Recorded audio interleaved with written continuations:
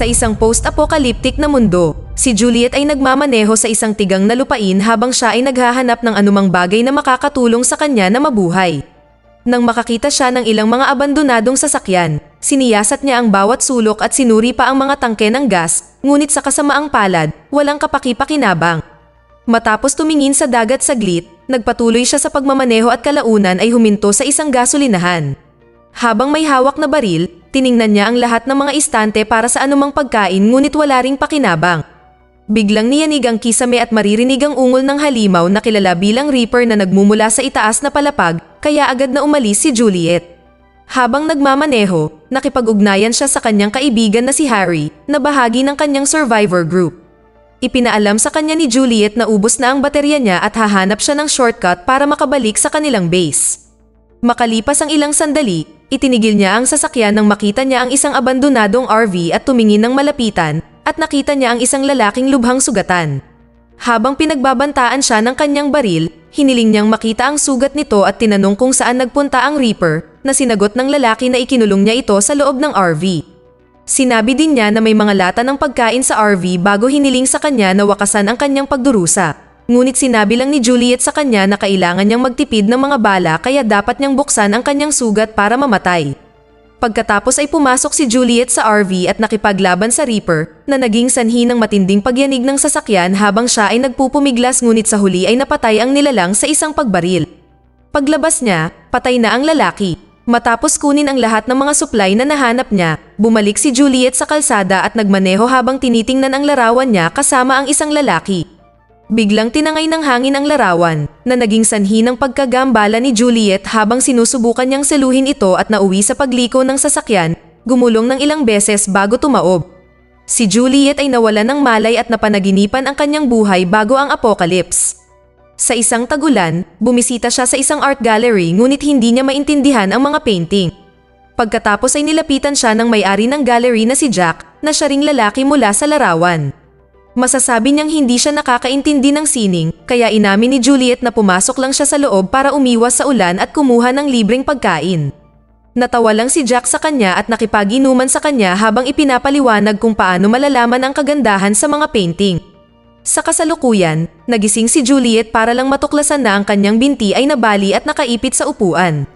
Madilim na rin sa labas. Ibig sabihin ay lalabas na ang mga Reaper at hindi niya maipagtatanggol ang sarili niya dahil nahulog ang baril niya sa sasakyan kaya hindi niya ito maabot. Sinubukan ni Juliet na igalaw ang kanyang binti ngunit masyado itong masakit, kaya sa halip ay sinubukan niyang gamitin ang radyo, ngunit hindi rin ito gumana. Gamit ang isang stick at ilang wire, inabot ni Juliet ang baril at naigalaw ito ng kaunti, ngunit sa kasamaang palad, nasira ang kanyang kasangkapan bago niya ito makuha. Pagkatapos ay nagsimula ang isa pang flashback na nagpapakita kung paano lumabas si Jack mula sa gallery upang kumain kasama si Juliet. Pumayag si Juliet na pumunta sa apartment nito at laking gulat niya nang makita kung gaano kaganda at kamahal ang lahat. Natagpuan din niya ang kanyang mga guhit na nagpapakita ng kanyang husay sa pagpipinta. Habang umiinom ng alak at kumakain ng keso, ibinahagi ni Jack ang lahat ng kwento ng kanyang pamilya at kung paano niya pinangangasiwaan ang kanyang kayamanan. Ipinaliwanag ni Juliet na wala siyang pamilya, ngunit nahihirapan siyang magsalita at hindi siya komportable sa mga tanong ni Jack, kaya nagpasya siyang umalis. Sa kasalukuyan, nagpasya si Juliet na tiisin ang sakit at gumamit ng tubo upang alisin ang kanyang nabaling binti. Pagkatapos ay pinigilan niya ang pagdurugo ng kanyang sugat at hinugasan ang sugat ng kaunting alkohol bago masakit na tinulak ang buto pabalik sa tama. Nagsimula ang isang bagong alaala kung saan pumunta si Juliet sa isang bar kasama ang isang random na lalaki. Napansin niyang nasa bar din si Jack, ngunit hindi niya ito pinansin. Nang umalis si Juliet kasama ang lalaki, sinundan siya ni Jack at natuklasan ang lalaki na nagbayad kay Juliet kapalit ng ilang sangkap. Sinubukan din siyang halikan ng lalaki, ngunit galit siyang tinanggihan ni Juliet. Pagkatapos ay patuloy na sinundan ni Jack si Juliet sa tren at kalaunan ay nakarating sa isang madilim na lugar. Bumili si Juliet ng mas maraming substance mula sa isang lalaki na nagpapatunay na siya ay isang dealer. Sa sandaling iyon ay ipinakita ni Jack ang kanyang sarili, kaya pinayagan siya ni Juliet na sumama sa kanya sa gusali, kung saan kailangan niyang magbayad sa isa pang dealer bago siya pinayagang makapasok sa kanyang apartment. Sa loob, natuklasan ni Jack kung gaano kahirap si Juliet at inalok siya ng kanyang tulong, ngunit natigilan si Juliet, sinabing hindi siya imbakan ng charity. Sinubukan niyang sipain siya palabas ngunit tumanggi si Jack na umalis, kaya kinuha ni Juliet ang isang injection upang ipakita na siya ay isa ring adik. Dahil dito ay lumabas si Jack. Balik tayo sa kasalukuyan, nagawa ni Juliet na gumawa ng improvised cast mula sa mga bagay sa kotse. Pagkatapos ay inayos niya ang radyo ngunit nakalulungkot, walang sumasagot sa kanyang tawag. Sa sandaling iyon ay narinig niya ang isang Reaper na papalapit, kaya mabilis siyang gumapang palabas at kinuha ang kanyang baril bago nagtago sa kanyang sasakyan. Si Juliet ay nananatiling tahimik habang ang Reaper ay naglalakad ng napakalapit sa sasakyan at biglang nabuhay ang radyo sa boses ni Harry. Narinig ito ng Reaper at lumapit dito, kaya walang choice si Juliet kundi itapon ang radyo sa labas ng sasakyan. Nahanap ng nilalang ang radyo at itinapon ito palayo bago lumapit sa sasakyan, ngunit nang papasok na ito sa loob, nakarinig ito ng ingay sa di kalayuan at umalis. Pagkatapos, nilagyan ni Juliet ng mga bala ang baril habang inaalala ang nakaraan. Isang gabi, may bumugbog kay Juliet at pumunta sa apartment ni Jack para humingi ng tulong. Hindi siya hinusgahan ni Jack o nagtanong. Dahan-dahan niya itong nilinis, ginamot ang kanyang mga sugat, at iniwan siya upang magpahinga. Kinaumagahan, sabay silang nag-almusal at tinanong ni Juliet kung pwede siyang mamasyal.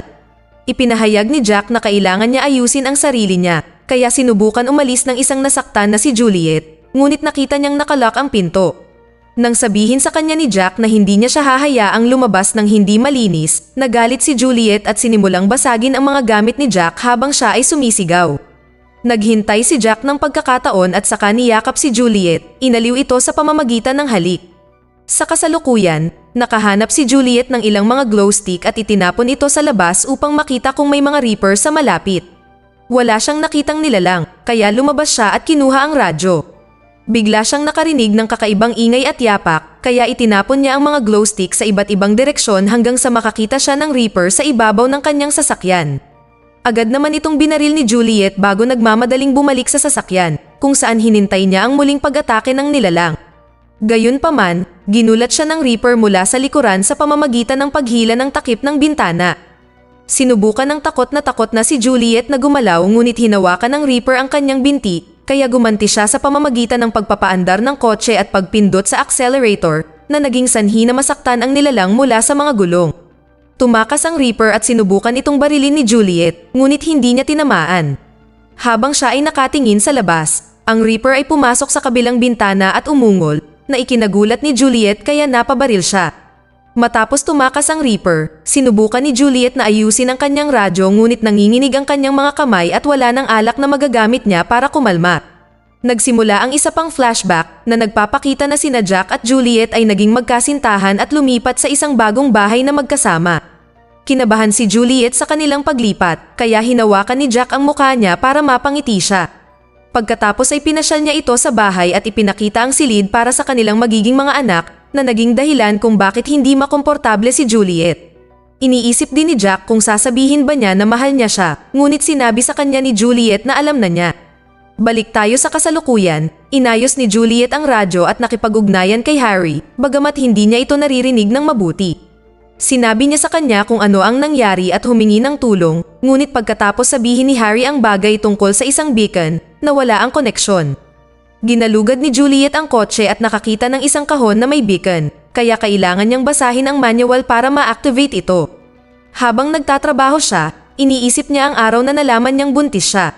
Tuwang-tuwa ang magkasintahan nang makita ang positibong test result, ngunit sa kasamaang palad, pagkaraan ng 9 na buwan ay namatay ang sanggol sa panahon ng panganganak at ang magkasintahan ay kinailangang umuwi sa bakanting silid sana ng bata. Sa kasalukuyan, nagawa ni Juliet na paganahin ang beacon. Pagkatapos ay hinarangan niya ang bintana sa oras bago pa makabalik ang nilalang. Matapos siyang makita sa windshield, lumipat ito sa bintana at sinubukan itulak ang takip, kaya itinulak ito ni Juliet pababa gamit ang kanyang mga paa. Nagpa siya ang Reaper na simulan ang paghampas sa kotse sa halip, at sa sandaling iyon ay nakatanggap si Juliet ng tawag mula kay Harry, na nagsabi sa kanya na ililigtas nila siya sa lalong madaling panahon at ipinaalala sa kanya na gumamit ng ilaw sa mga Reaper. Alam ito ni Juliet, ngunit sira ang kanyang flashlight. Bigla siyang nakarinig ng ingay at lumingon para lang matuklasan na nabasag ng nilalang ang windshield, kaya ngayon ay papalapit ito sa kanya mula sa harapan. Sa kabutihang palad, nagawang buksan ni Juliet ang mga headlight at natakot ang nilalang mula sa liwanag. Pagkatapos, tinawagan ni Juliet si Harry na may masamang balita, hindi nila siya maililigtas hanggang sa pagsikat ng araw dahil masyadong mapanganib na lumabas ng ganoon kalayo sa gabi. Nag-trigger ito ng isa pang memorya. Mula nang mawala ang sanggol, naging tense ang mga bagay-bagay sa pagitan ni Jack at Juliet at isang araw ay tumakas siya. Nahanap siya ni Jack at nagkaroon ng pagtatalo kung saan inamin ni Juliet na hindi niya talaga gustong magkaroon ng anak, pinilit lang siya ni Jack. Galit na galit, lumayo si Jack sa kotse, nagbabalak na mag-isa sa subway. Sinisi niya ang dating bisyo ni Juliet sa pagkamatay ng sanggol at nakipaghiwalay sa kanya. Balik tayo sa kasalukuyan, narinig ni Juliet ang isang makina sa malapit at nagsimulang bumusina para makuha ang atensyon nito. Dalawang lalaking sakay ng motorsiklo ang huminto sa tabi ng kotse at pumasok ang isa sa kanila na nagsasabing tutulong siya, ngunit siya pala ay isang cannibal na gustong kainin siya. Habang nagpupumilit si Juliet na pigilan siya sa pagsaksak sa kanya, bumalik ang Reaper at kinaladkad ang lalaki palabas para durugin ang kanyang bungo. Agad na umalis ang kasama niya sakay ng motorsiklo at pinapanood ni Juliet ang Reaper na kinakain ang katawan. Ang isa pang flashback ay nagpakita na pagkatapos ng pagtatalo, si Juliet ay nagpunta sa isang bar upang maglasing at hindi pinansin ang lahat ng mga tawag na patuloy niyang natatanggap mula kay Jack. Sa sandaling iyon ay nakita niya sa TV na mayroong chemical attack sa istasyon ng subway na ikinamatay ng mahigit 30 tao. Pagkatapos ay nakatanggap siya ng isang tawag mula sa isang hindi kilalang numero na nagsasabi sa kanya na si Jack ay nasaktan sa pag-atake, kaya siya ay tumakbo sa ospital. Si Juliet sa kasalukuyan ay kinuha ang kanyang baril at isinasaalang-alang na tapusin ang kanyang sarili, ngunit ang mga alaala ay nagpatuloy. Pagdating niya sa ospital, nalaman niyang hindi na makapagsalita si Jack. Ngunit nakipag-usap pa rin siya, hinawakan niya ang kanyang mukha gamit ang kanyang special gesture sa kurtina at pagkatapos ay gumamit ng board para sabihing, "Mahal kita." Sa unang pagkakataon, sumagot si Juliet ng, "Ako rin." Nangako rin si Jack na hinding-hindi siya sasuko, at iyon ang dahilan kung bakit ibinaba ni Juliet sa kasalukuyan ang baril. Determinado na tuparin ang kanyang pangako, kumuha si Juliet ng flare at 2 galon ng gas at lumabas sa kotse. Nagpatuloy siya sa pagbuhos ng gas sa isang container at pagkatapos ay sinindihan ang flare, iwinagayway ito sa paligid upang makuha ang atensyon ng Reaper. Nang magsimulang lumapit sa kanya ang nilalang, naglakad si Juliet ng paatras at hinintay na maabot ng Reaper ang lalagyan para barilin ito na nagdulot ng pagsabog. Gayunpaman, nakatakbo ang Reaper sa tamang oras. Lumingon-lingon si Juliet sa paligid para hanapin ito, ngunit biglang sumulpot ang nilalang sa kanyang likuran at nalaglag niya ang baril. Sa takot, itinulak ni Juliet ang mga payat na braso na iyon at bumalik sa kotse para lamang mahawakan ng Reaper ang kanyang sugatan at duguan na binti. Habang desperadong inaabot ni Juliet ang kanyang baril, hinila siya ng Reaper palabas ng kotse at itinapon siya sa lupa. Pagkatapos ay binaril niya ang nilalang ng 2 beses na nagpabagsak dito. Sa sandaling huminto sa paggalaw ang nilalang, umiyak si Juliet at naalala ang araw na bumalik siya sa ospital at natuklasan na kinuha nila si Jack dahil namatay ito na naging sanhi ng pagbagsak niya. Sa kasalukuyan, ang umaga sa wakas ay dumating at ang Reaper ay nagsimulang gumalaw, ngunit si Juliet ay wala ng bala. Biglang gumapang ang nilalang sa ibabaw niya ngunit imbes na umatake ay dahan-dahan itong hinawakan ang mukha ni Juliet sa paraan ng gesture ni Jack kaya napagtanto niyang si Jack ito.